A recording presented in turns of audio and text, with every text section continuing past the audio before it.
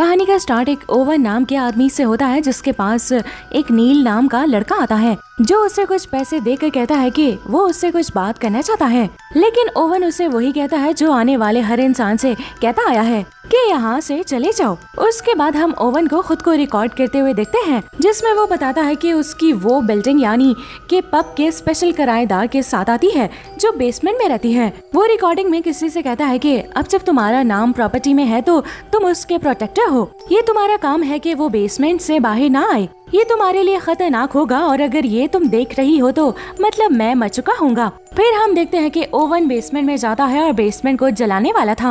अब जो बेसमेंट में है वो ओवन को बहका देती है जिसके बाद ओवन जल के मारा जाता है। फिर हम दो दोस्तों को देखते हैं, एरिस और केटी। फिर एरिस को एक कॉल आती है जिसमें उसे उसकी पिता की मौत की खबर मिलती है, मतलब एरिस का पिता ओवन है। फिर जब एरिस अपने पिता की बॉडी को पहचानने के लिए जाती है जिसे वो देख के हैरान थी। एरिस को वहाँ उसके पिता की प्रॉपर्टी का एग्जीक्यूटिव मिला है जो उसे उसके पिता का नाइट क्लब दिखाता है जो 400 साल पुराना था और अब एरिस को मिलने वाला था। कई लोगों ने उसे दोबारा बनाने की कोशिश की लेकिन बिल्डिंग बहुत खराब हालत में है, इसीलिए वो एग्जीक्यूटिव एरिस को वह बिल्डिंग बेचने को कहता है लेकिन एरिस उसको बेचना नहीं चाहती। रात को केटी की कॉल आती है और वो उसको पिता को याद ना करने का कहती है और अच्छी यादों को याद करने का कहती है, लेकिन एरिस के पास उसके पिता के साथ कोई अच्छी यादें थी ही नहीं। अब ये उसे उदास देखकर केटी उसके पास आने को कहती है। अब रात में एरिस उस बेसमेंट के पास जाती है और उससे पीछे से कोई जाता हुआ दिखता है जो कि नील होता है। वो एरिस से वही डील करने आया था जो वो ओवन से नहीं कर सका, यानी वो अपनी मरी हुई वाइफ से मिलना चाहता है ताकि वो उसको लास्ट टाइम बाय कर सके। फिर वो एरिस को उस बेसमेंट वाली लेडी के बारे में बताता है जो मरे हुए लोगों को बुला सकती है, लेकिन एरिस को विश्वास नहीं था क्योंकि उसे ना उस लेडी और ना ही बेसमेंट के बारे में कुछ पता था। नील उसे पैसे देता है और एरिस को उसकी जरूरत थी।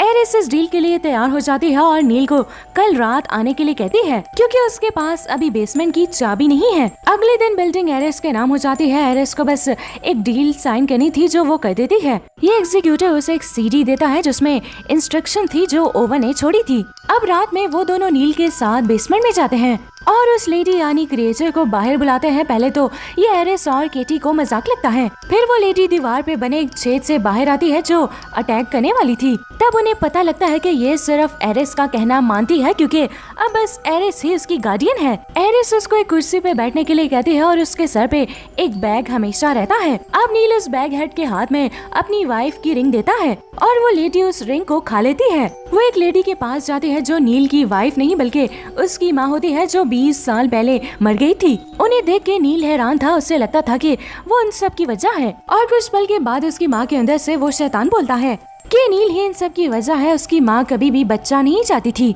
वो पल पल मरती रही। नील कभी अपनी माँ को प्यार नहीं करना चाहता था लेकिन अब वो बड़ा हो चुका है। फिर वो शैतान नील को उसकी माँ को किस करने को बोलता है। हम देखते हैं कि उस शैतान के मुंह से पानी निकलने लगता है। तब एरिस उसका मुंह बैग से ढक देती है। फिर वो बैग हेड मुंह से उसकी वाइफ की रिंग उगलता है और फिर वो शैतान वापस अपने रूप में आ जाता है। नील बच जाता है और एरिस नील को वहाँ से ले जाती है। दोस्तों, बैग हेड के साथ आप 2 मिनट ही मरे हुए लोगों से बात कर सकते हैं क्योंकि उसके बाद वो वापस उस लेडी में बदल जाएगी। ये बात इन्होंने ध्यान नहीं रखी। अब एरिस और केटी बैठकर ओवन की वो रिकॉर्डिंग देखते हैं जिसमें पता लगता है कि बैग हेड सिर्फ एरिस की बात मानेगी और एरिस उस दीवार की दूसरी तरफ ना जाए। बैग हेड से ज्यादा बात करने को मना किया जाता है क्योंकि दोस्तों वो जितना बैग हेड से बात करेंगे वो उतना ही पावरफुल होती जाएगी, वो दिमाग भी पढ़ सकती है। ओवन उसे ये बात बताता है कि तुम जहाँ भी जाओगी बीमारी और मौत तुम्हें फॉलो करेगी और बैग हेड इन्हें किसी भी तरह बेसमेंट में वापस बुलाने की कोशिश करेगी और इन्हें उस बेसमेंट से निकलने नहीं देना है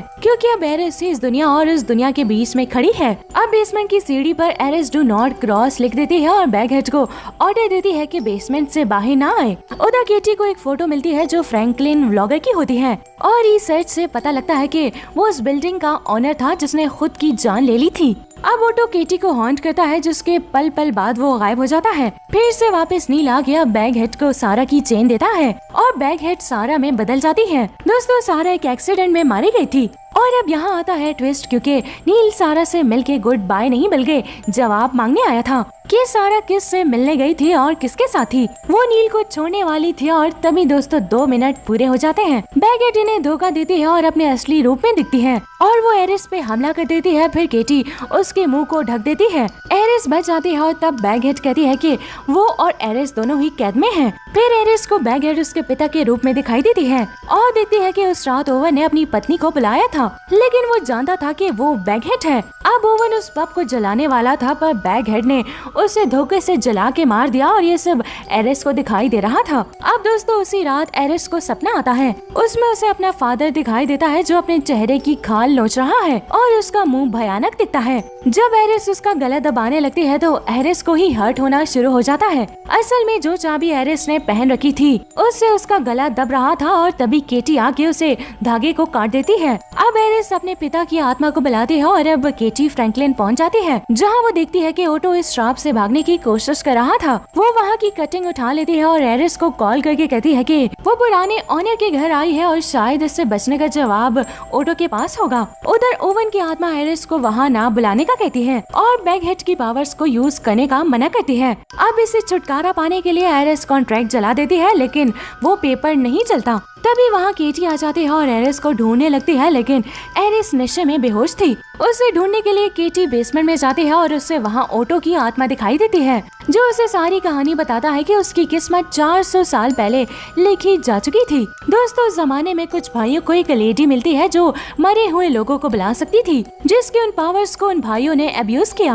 और जब उस लेडी ने उन्हें मना किया तो उन्होंने उससे डाइन कहा और उसे जिंदा जला दिया, लेकिन मौत भी उसे हरा नहीं पाई और मर के लौटने के बाद उसका बदला और भयानक हो गया है, जिसके बाद गांव की सारी फसलें सूख गई। अब जिससे बचने के लिए उन भाइयों ने डार्क रिचुअल करके उससे एक दीवार में बंद कर दिया और उससे भूल गए, लेकिन उन भाइयों की फैमिली ने उस लेडी की पावर्स को यूज करने का सोचा और दीवार तोड़ दी। जितना वो उस लेडी की पावर्स को यूज करते गए उतना ही वो पावरफुल बन गई और वो आदमी मारे गए। अब बस उसका गार्डियन 2 दुनिया के बीच खड़ा है, जिसने वो डील साइन की है। उसे एक श्राप मिला है कि वो उस औरत को बाहर आने ना दे, लेकिन केटी गार्डियन नहीं है, पर वो ये सब पूछ रही थी, इसीलिए वो बैगहेड जो ओटो के रूप में थी वो उस पे हमला कर देती है। और जब सुबह एरिस उठती है तो उसे कॉल पे केटी की आवाज सुनाई देती है, जो उसे बाहर निकलने का कह रही थी, लेकिन बेसमेंट में कोई नहीं था। इसीलिए एरिस अपनी दोस्त को ढूंढने के लिए दीवार के पार चली जाती है, जहाँ उसे केटी मिलती है।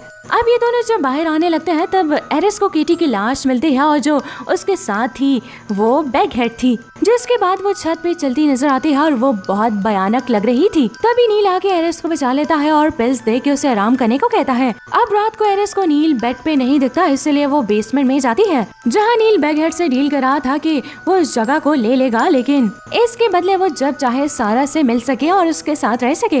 इसलिए वो डील के पेपर्स पे अपना नाम लिखता है, जो अपने आप ही मिट जाता है। और अब यहाँ आता है एक ट्विस्ट और हमें सच पता चलता है कि उस रात सारा और नील के बीच लड़ाई हुई थी और नील ने सारा को पिल्स दी थी। सारा नील को किसी लड़के की वजह से नहीं बल्कि उसके डर की वजह से छोड़ रही थी, क्योंकि वो अपने बच्चे को उस घर में जन्म नहीं देना चाहती थी। इन्हीं सब बातों में 2 मिनट पूरे हो जाते हैं। तभी बैगहेड उसे बताती है कि वो अभी भी फैमिली की तरह रह सकते हैं, लेकिन अगर वो एरिस को मार दे जैसे उसने सारा को मारा था।